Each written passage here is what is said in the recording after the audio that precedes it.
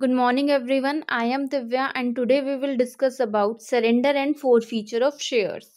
First of all, forfeiture of shares का मतलब क्या होता है? अगर कोई कंपनी का मेंबर अपना कॉल अमाउंट पे करने में असमर्थ है तो कंपनी उसके ऊपर पेनल्टी लगा देती है और उसके शेयर्स को अपने पास जब्त कर लेती है. That is called forfeiture of shares. Next topic is conditions for valid forfeiture. इसका फर्स्ट पॉइंट है provision in article of association. अगर कंपनी ने in at the time of corporation अपने आर्टिकल ऑफ एसोसिएशन में ये मेंशन किया हुआ है कि वो अपने मेंबर्स के शेयर्स को फोरफीचर कर सकती है, तो कंपनी के पास पूरा राइट होता है कि अगर कोई मेंबर कॉल अमाउंट पे ना करे तो वो उसके शेयर्स को फोरफीचर कर ले. Second is forfeiture on non payment of all calls. अब कोई कंपनी अपने मेंबर्स के शेयर को फोरफीचर सिर्फ तभी कर सकती है जब उसने कॉल अमाउंट पे ना किया हो. किसी और रीज़न की वजह से कंपनी किसी भी मेंबर्स के शेयर्स को फोरफीट नहीं कर सकती. Third is fiduciary right. कोई भी मेंबर के शेयर्स को फोरफीट करने का सोल राइट सिर्फ कंपनी के डायरेक्टर के पास होता है. कोई और मेंबर या ऑफिशियल किसी भी मेंबर के शेयर को फोरफीचर नहीं कर सकता. अगर वो ऐसा करता है तो it will be considered as void. Fourth is conditions to be fulfilled prior to forfeiture. अगर कोई कंपनी चाहती है कि उसका फोरफीचर एक वैलिड फोरफीचर माना जाए तो फोरफीचर से पहले की जो भी कंडीशंस होती हैं वो उसे फुलफिल करनी होती है. लाइक अगर हमारा कॉल अमाउंट ड्यू है किसी मेंबर का तो उसे एक 14 डेज का नोटिस भेजना होता है और 14 डेज से पहले वो कंपनी उस मेंबर के शेयर्स को फोरफीचर नहीं कर सकती. Last is proper and valid procedure. हम कोई भी काम करते हैं उसका एक स्टेप बाय स्टेप प्रोसीजर होता है.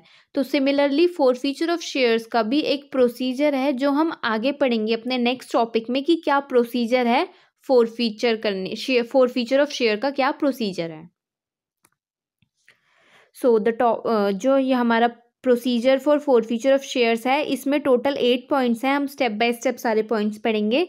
फर्स्ट पॉइंट है हमारा preparing a list of defaulting share holders.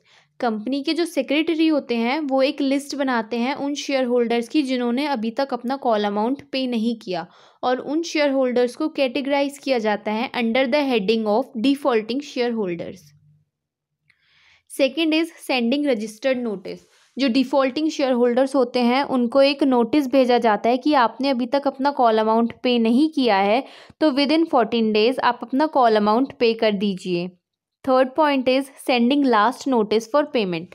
अब उन जो शेयर होल्डर्स नोटिस का रिस्पॉन्स नहीं करते उनको एक लास्ट नोटिस भेजा जाता है कि आप अपने कॉल अमाउंट पे कर दीजिए, अदरवाइज कंपनी आपके शेयर्स को फोरफीचर कर देगी. Fourth is passing a resolution for forfeiture. जो मेंबर्स लास्ट नोटिस का भी रिस्पॉन्स नहीं देते उनके कंपनी मीटिंग में उनके शेयर्स को फोरफीचर करने की अनाउंसमेंट कर देती है.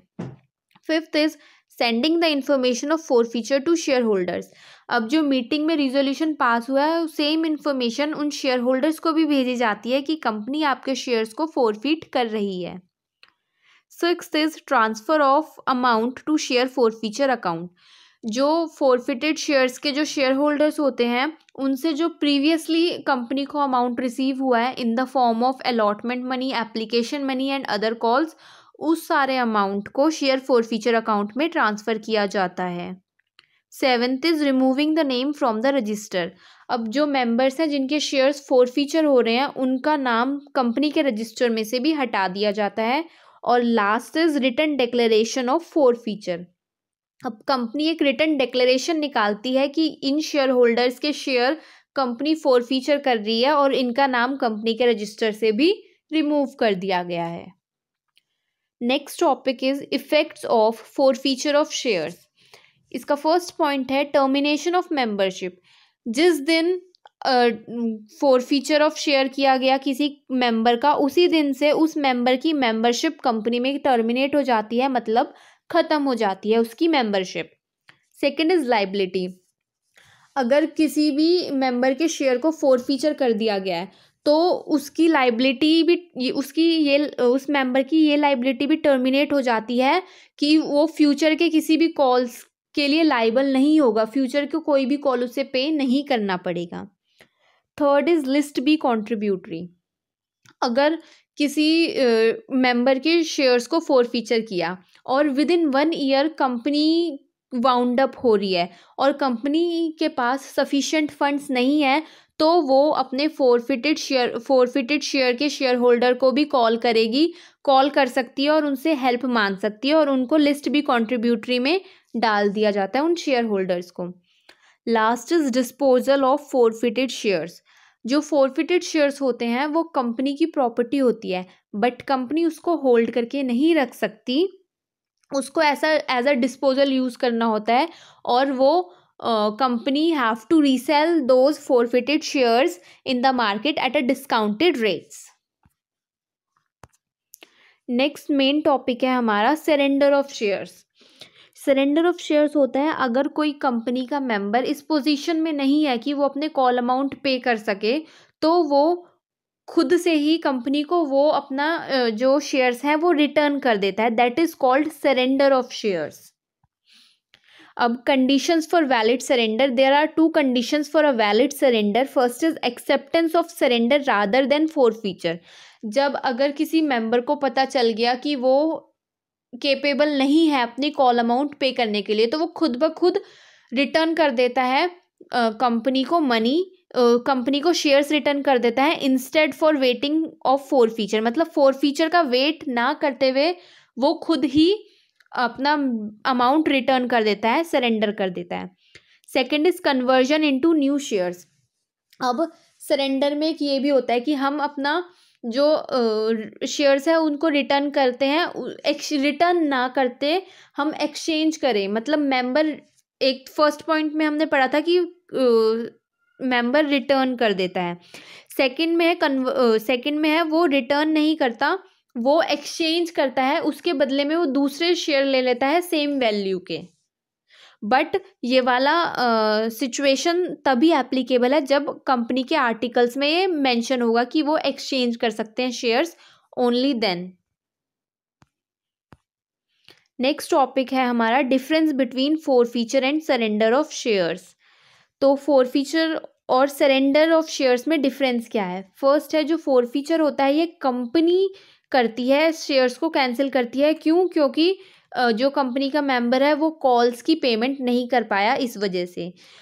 बट जो सरेंडर ऑफ शेयर्स है उसमें जो शेयर होल्डर होता है वो खुद ही रिटर्न करता है, खुद से रिटर्न करता है कंपनी को वो अमाउंट शेयर्स।